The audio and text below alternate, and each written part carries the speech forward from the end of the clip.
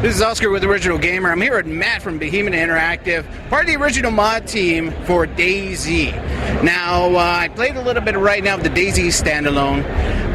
Give us a quick overview of what's gonna be added to the Standalone, so that the people that are playing it right now can make sure to buy it. So, this is our current development build of Standalone.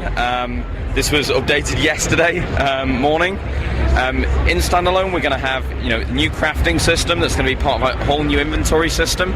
We've got our client-server architecture, which hopefully we can reduce hacking, because hacking was one of the biggest problems for the mod, and very serious. What else do we have? We've got new animations on our new player skeleton, so that the controls are more fluid and make you feel, make you think and more immerse you in the game. So hopefully that it will be improved from the mod. So I was playing it right now. The big differences, and I think that everybody's gonna be happy about, is the controls. It's a lot less complicated, a lot quicker to access this and access that. What else are you trying to do to sort of streamline it, so that people can jump on and they could get right into the action rather than having to kind of fight with the controls? So we've redone our main page, so as some people may have seen in the dev blogs, we've got now 4 or 5 options on the main menu. Play, that'll take you straight into the last server you joined. Change server if you want to change it. Options and then exit. When you're in game, we've got the quick action bar, part of the inventory system, so if you want to grab a weapon out or hotkey something out of your bag, to kind of, as if you were planning where it was in your backpack, so you know that if I go into this building and I need a pistol quickly, I can leave the pistol at the top of the bag, so I've got quick access to it. However, not everything should be streamlined. You shouldn't have, easy access to everything. If you've got something in your rucksack, everything else is above it, you shouldn't be able to get to it quickly. You should have to stop, and play around with your inventory to get it out and get access to it.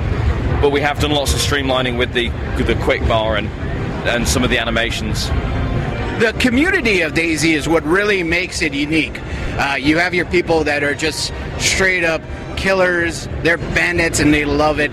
There's people that try to be heroes as much as they can. There's people that just want to be away from everybody. What are you guys trying to do with the team to get the community more together, to make it more immersive for the community? Well, I think the main thing that for it being immersive for the community is continuing to allow giving the players the tools to make these stories and giving them the tools that make them want to interact.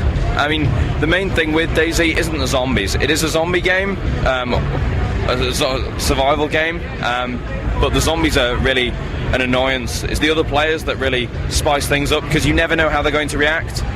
You don't, this person from Canada or Russia, you don't know how they're going to be. So you've got to kind of second guess them constantly. You've got to be thinking about it, and keeping players thinking about the game really involves them, rather than things are always the same. You always do the same actions in this same mission. Giving them an open world and giving them a multitude of problems and saying, okay, have fun fixing these, boys.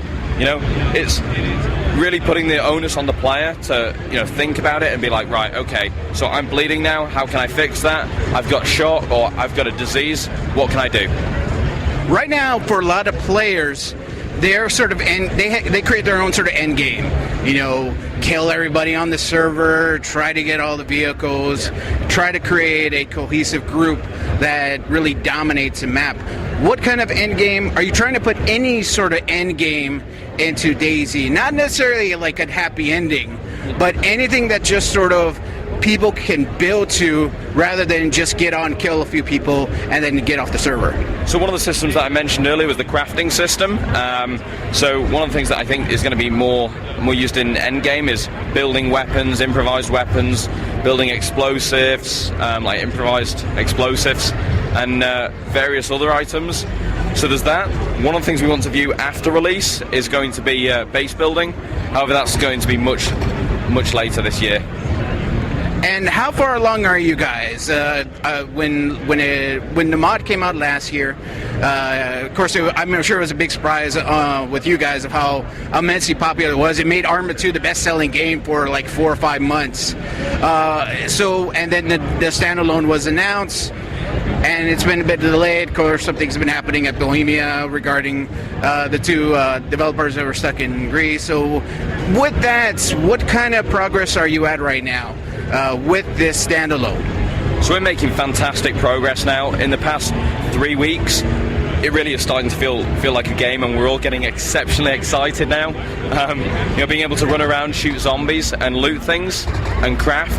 It's just like, wow, guys, we're getting really close here, which is why, we think that we're very close to being able to give it to the public and asking for feedback, on some of the systems we've thrown in there. Our initial release date in December was when it was just going to be a standalone version of the mod. Now, when we've gone back and revisited some of the core systems like the client-server architecture, inventory, and solved some of the biggest problems with the mod, it's completely different to what we were aiming for in December, and I think that hopefully people will be happy with us delaying it for this. For me, it was definitely worth it. I wouldn't have it any other way now.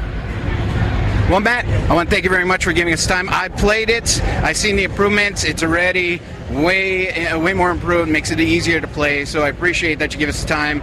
Thank you very much. Good luck to the team. It's been a pleasure. Thank you very much. Thank you.